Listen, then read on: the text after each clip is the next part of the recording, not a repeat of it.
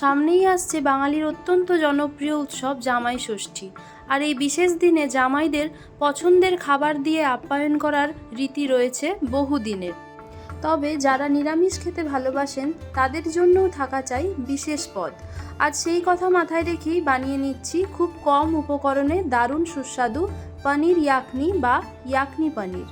এর জন্য প্রথমেই ইয়াকনি মশলা তৈরি করে নেব। সমস্ত গোটা মশলাকে এইভাবে শুকনো খোলায় ভেজে হালকা ঠান্ডা করে মিক্সার গ্রাইন্ডারে ব্লেন্ড করে নেব। এখন আমি একটা 200 গ্রামের পনিরের প্যাকেট নিয়েছি, যে কোনো ব্র্যান্ডের পনির নিলেই হবে। আজকে পনিরটাকে আমি ট্রাইঅ্যাঙ্গেল শেপ করে কেটে নেব।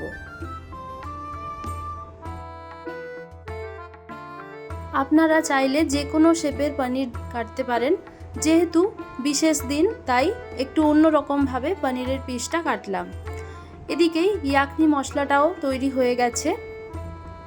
এরপর আমরা আর একটি মশলা তৈরি করে নেব। তার জন্য ওই ব্লেন্ডার জারের মধ্যে দিয়ে দিলাম 5-6টা কাজু বাদাম আর 4 পিস পনির।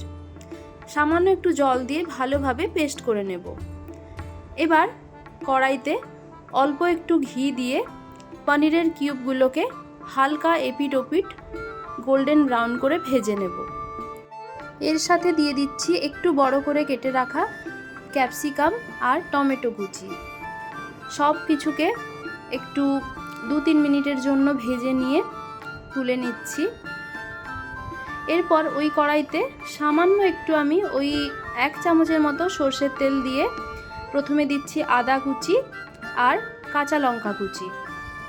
1 মিনিট মতো ভেজে নিয়ে যে মশলার পেস্টটা বানিয়েছিলাম সেটা দিয়ে 2-3 মিনিটের জন্য একটু ভেজে নেব। এরপর দিচ্ছি স্বাদ অনুযায়ী লবণ আর চিনি, অল্প একটু গোলমরিচের গুঁড়ো, এতে স্বাদটা খুব ভালো আসে। সামান্য একটু জল মিশিয়ে মশলাটাকে খুব ভালোভাবে ভেজে নেব। মশলাটা ভাজা হয়ে গেলে এবার এর সাথে দিচ্ছি টক দই। গ্যাসের ফ্লেমটাকে একদম কম করে অনবরত নেড়ে দইটাকে ভালোভাবে মিশিয়ে নিতে হবে যতক্ষণ না পর্যন্ত ওপর থেকে একটু তেল ছেড়ে আসছে। এবার ভেজে রাখা পনির, ক্যাপসিকাম আর টমেটো সব কিছু দিয়ে ভালোভাবে মিশিয়ে পরিমাণ মতো এখানে আমি কিছুটা জল অ্যাড করে আরও 1-2 মিনিটের মতো ফুটিয়ে নেব। অলমোস্ট আমাদের রেডি হয়ে গেছে। শেষে আমি অ্যাড করছি ফ্রেশ ক্রিম, যেটা একেবারেই অপশনাল। আমার কাছে ফ্রেশ ক্রিম ছিল না।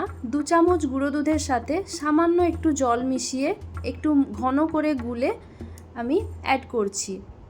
দিয়ে দিলাম ওই ভাজা মশলা আর কসুরি মেথি। তৈরি হয়ে গেল দারুণ সুস্বাদু সম্পূর্ণ নিরামিষ ইয়াকনি পনির বা পনির ইয়াকনি।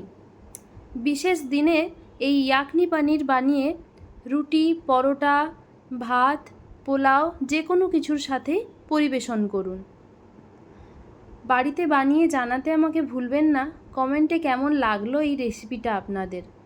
ভালো লাগলে অবশ্যই কিন্তু ছোট্ট করে একটা লাইক, শেয়ার আর সাবস্ক্রাইব করার অনুরোধ রইল। ভালো থাকবেন, সুস্থ থাকবেন।